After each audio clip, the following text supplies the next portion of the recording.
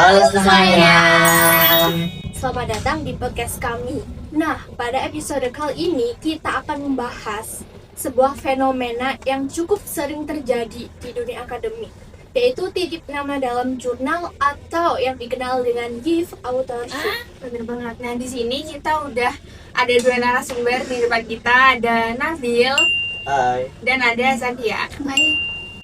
Nah, untuk pengetahuan awal aja yang belum tahu gift authorship, apa sih gift authorship itu? Jadi, gift authorship itu adalah praktik atau fenomena pencantuman nama penulis ke jurnal ilmiah. Tapi penulis ini tuh dia tidak ada kontribusi sama sekali ataupun gak ada pengaruh di jurnal tersebut kayak gitu.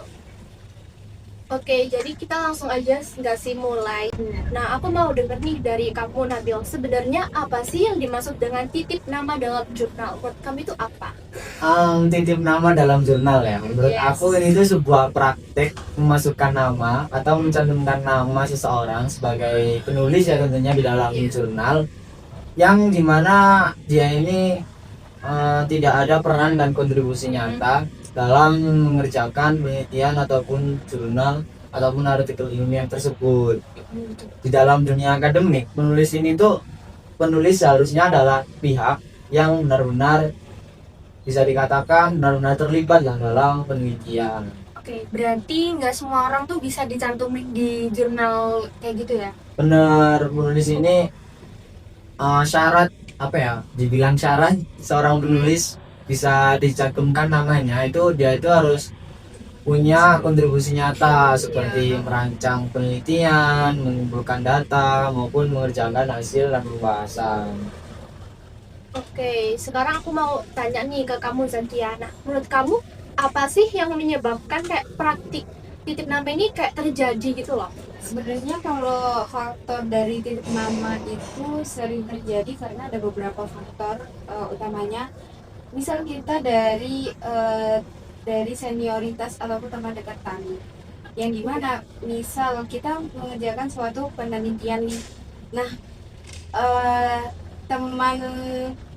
teman kita itu tidak berkontribusi nyata dan tidak berkontribusi penuh atau tidak mengerjakan sama sekali dalam penelitian tersebut. Nah, karena mungkin dari seorang penulisnya dia itu adalah teman sejatinya mungkin ya, bisa saja dia itu dimasukkan tanpa kontribusi yang penuh meskipun dia itu tidak mengerjakan gitu loh. Iya, waduh, agaknya kayak serem Iya kan, kayak padahal dia tidak berkontribusi, enak dong dia jadi penulis jurnal ini padahal dia tidak berkontribusi. Itu bisa jadi dari teman sebaya dekat gitu kan. gitu. Terus juga ada dari tuntutan akademik yang dimana mungkin dari dosen itu kayak menuntut dia itu berkelompok. Seharusnya kita berkelompok itu harus berkontribusi penuh. Kalau misal ada nih dosen kayak bilang nanti kalau ada yang nggak berkontribusi dikurangin semua kelompoknya gitu, kan otomatis kalau adanya tuntutan dari akademik itu otomatis kayak dicantumkan aja kan penulisnya semua gitu sih. Menurut aku. Jadi terkadang itu ada tekanan apa ya, sosial ya maupun akademik yang Bener. buat praktik ini tuh jadi dianggap normal. Oke, nah sekarang kita lanjut mungkin ya kayak ke contoh kasus. Nah, menurut kamu Nabil, misalkan kamu kayak ngasih contoh kasus gitu yang berkaitan dengan titip nama ini sendiri. Misal kita pakai orang-orang yang ada di sini aja. Misal kita berempat sedang membuat atau sedang meneliti sebuah jurnal atau sedang membuat artikel atau itulah dan lain sebagainya. Kita dari awal bekerja berempat, dari penentuan judul, mengumpulkan data, mengerjakan hasil pembahasan hingga penutup. Iya. Namun ketika kita ini udah fix nih, kita mau mempublikasikan hasil yang kita miliki. Iya.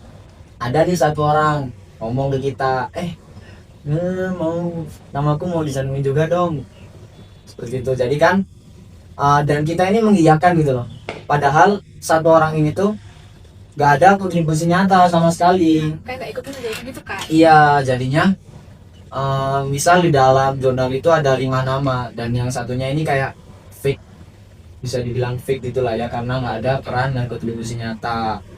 Orang-orang kayak gini tuh apa ya, dia bisa dibilang punya kredit akademik lah yang nggak seharusnya mereka dapetin, jadi ya dapat nama istilahnya ya, seperti itu. Padahal dia tidak berkontribusi sama sekali. Bener banget.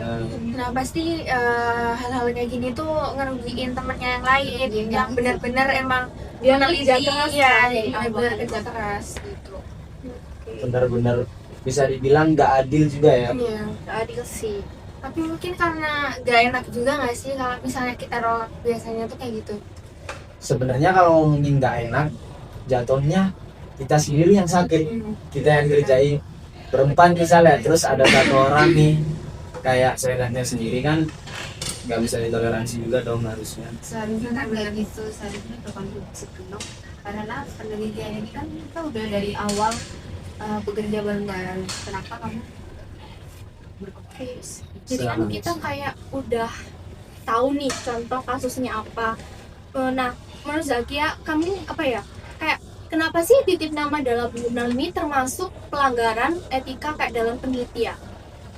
Karena dalam planet ini itu bertentangan dengan prinsip kejujuran atau tanggung jawab, yang dimana kejujuran itu dia kan sebenarnya, misal dia ada di kelompok itu, dia sadar akan adanya tugas yang dikasih, tapi dia itu nggak berkontribusi, nggak tanggung jawab, nggak ini.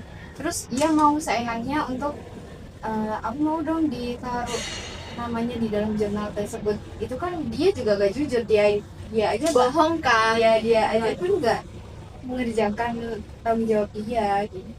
Terus untuk kalau tanggung jawab, seharusnya setiap mahasiswa itu kan punya tanggung jawab masing-masing. Ya dimana kalau ada tugas ataupun dia sedang menuliskan penelitian yang sudah dibagi job desk-nya, itu harusnya dia berkontribusi, bertanggung jawab atas job desk-nya masing-masing. Nah, kalau misalnya dikaitin sama filsafat dan teori komunikasi sendiri, itu bagaimana sih pandangannya? Kalau dari kali itu, dia ini suatu tindakan yang dinilai benar jika dilakukan berdasarkan kewajiban moral, bukan hanya keuntungan pribadi. Jadi kayak titip nama di dalam jurnal ini kan tidak dibenarkan kan seharusnya, dan dia itu melanggar prinsip kejujuran, yang dimana jika semua peneliti itu melakukan hal yang sama, maka sistem di dalam akademik akan kehilangan integritasnya. Seperti itu sih. Jadi bahkan ketika meskipun itu bisa menguntungkan nama seseorang, tindakan itu tetap bisa dibilang gak etis ya, karena melanggar moral dan kejujuran gitu ya. Oke, jadi kayak menurut kalian berdua nih, lalu bagaimana kayak cara yang benar dalam mencantumkan nama penulis jurnal gitu? Kalau menurut aku, ketika kita akan mencantumkan nama seseorang di dalam sebuah artikel ilmiah ataupun penelitian, Iya.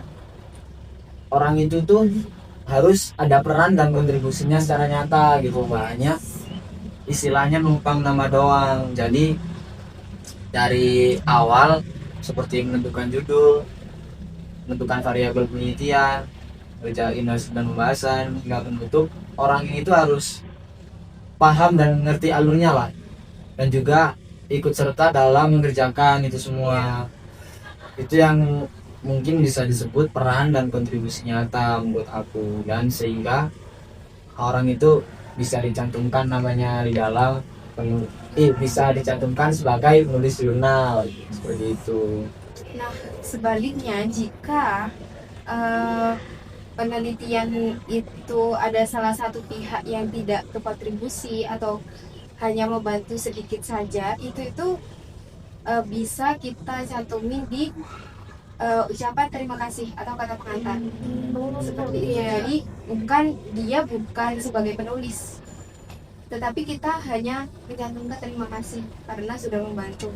Oh, Dengan kayak gitu masih tetap ada penghargaan yang dikasih ya. Ya meskipun dia ya sebenarnya mungkin dari kelompok kita, tetapi dia itu tidak berkontribusi, itu bisa dicantumkan di kata pengantar di ucapan terima kasih seperti itu. baru tahu sih aku. Yes, juga baru tahu banget kamu. Nah, dari pembahasan hari ini tuh kita kayak dapat memahami kan bahwa titip nama dalam jurnal atau gift authorship itu ternyata merupakan praktik yang melanggar kayak prinsip kejujuran, tanggung jawab, dan integritas akademik. Iya. Nah, fenomena ini tuh terjadi juga karena faktor tadi yang udah disebutin teman-teman, yaitu faktor senioritas, kemudian tuntutan publikasi ataupun akademik. Nah, namun ada alasan tersebut tuh gak bisa dibenarkan ya teman-teman, karena ini sudah melanggar etika dalam penelitian. Iya, benar.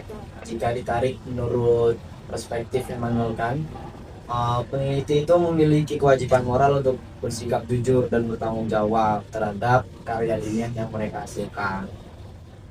Penulis ini dia cocok untuk disebut peneliti, disebut penulis Author. karena dia berkontribusi nyata dari awal hingga akhir penelitiannya. Seperti itu. Oke, mungkin cukup gak sih podcast kita ya?